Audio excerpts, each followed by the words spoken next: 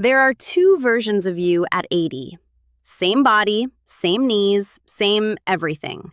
But tomorrow, one of them wakes up and kneels in the garden without a thought. Her grandson runs to her and she picks him up, spins him around, and sets him back down like it's nothing. The other one can't get off the toilet without holding a rail bolted into the wall. Same woman. The only thing between them was 30 years. The exact 30 years happening to you right now. We all inherited the same story about aging. You work when you're young, and you slowly break down when you're old. Your 30s start the slide, your 70s bring dependence, and your 80s are just waiting. Everyone believes this. It's mostly wrong. The people we picture when we imagine old, hunched over, groaning to stand up, aren't showing us what aging looks like. They're showing us what 60 years of sitting looks like. We confused the two. Here's the part that breaks my heart. Aging isn't sudden. 80 doesn't happen at 80. It happens at 42. The morning your knees feel strange and it seems easier to sit on the couch instead of the floor. It happens at 36, the week your back aches and you quietly stop running and never really go back. It happens at 50, the day you buy the car with heated seats and stop walking anywhere. Those moments never feel like losses. They feel like wisdom, like maturity. They're not. They're the first quiet steps of a disappearance that takes 30 years to finish. Your body doesn't argue with you. You say, "We're not getting on the floor anymore," and it agrees. That range of motion just disappears, like it was never needed.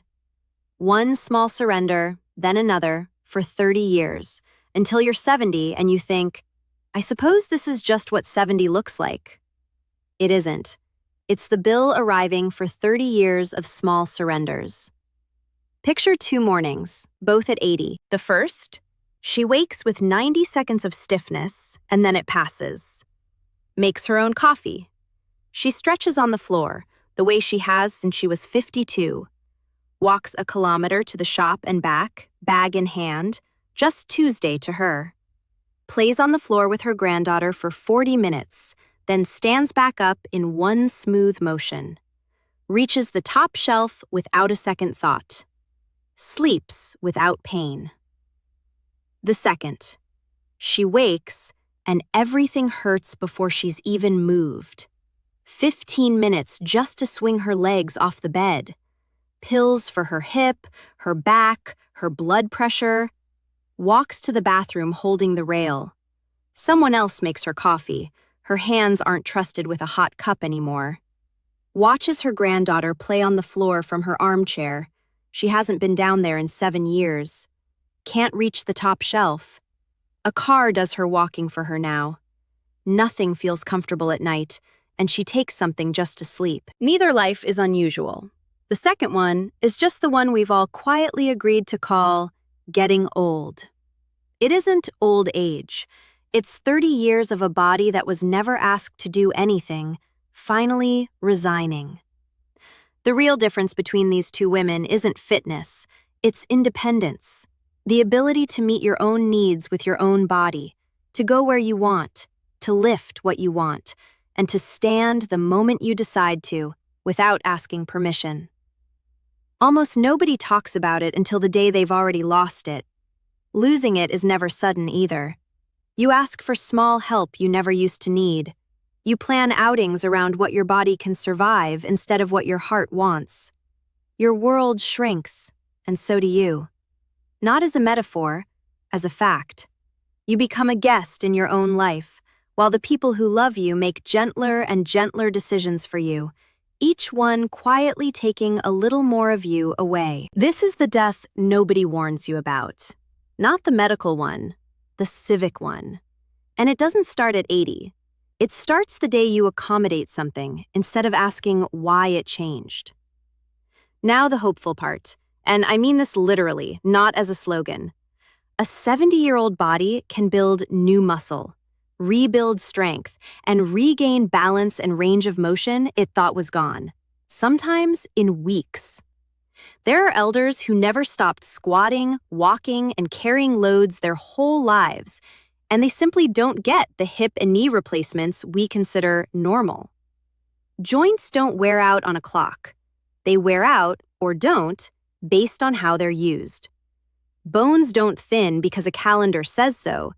They thin the moment they stop carrying real weight. Balance doesn't fail from age. It fails because you spent 30 years on flat floors in soft shoes, and your body forgot how to remember it. Almost everything you fear about growing old isn't the clock.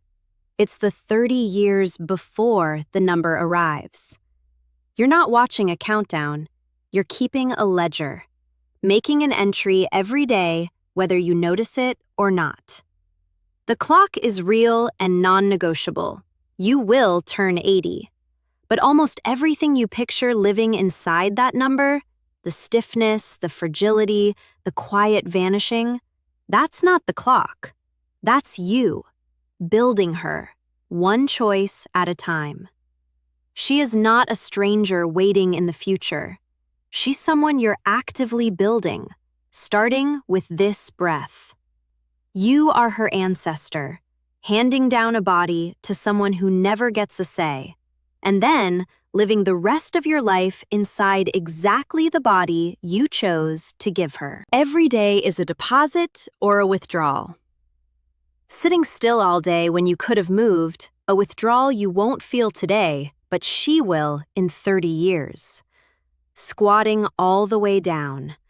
Hanging from a bar for 30 seconds. Getting up off the floor without your hands. Carrying something heavy. Reaching for a high shelf. Standing on one leg with your eyes closed. Those are deposits. A small ache tomorrow is the whole difference for her 30 years from now. You don't need to become an athlete. You need a small handful of things done for the rest of your life, without excuse. Squat all the way down, heels flat, as a resting place your body returns to. Hang from something and let your spine remember what lengthening feels like. Get down onto the floor and back up without your hands. Carry something with real weight sometimes.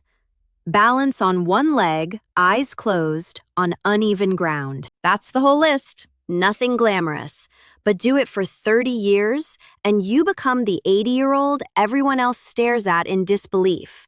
Not from talent or genetics, just from refusing to participate in your own disappearance.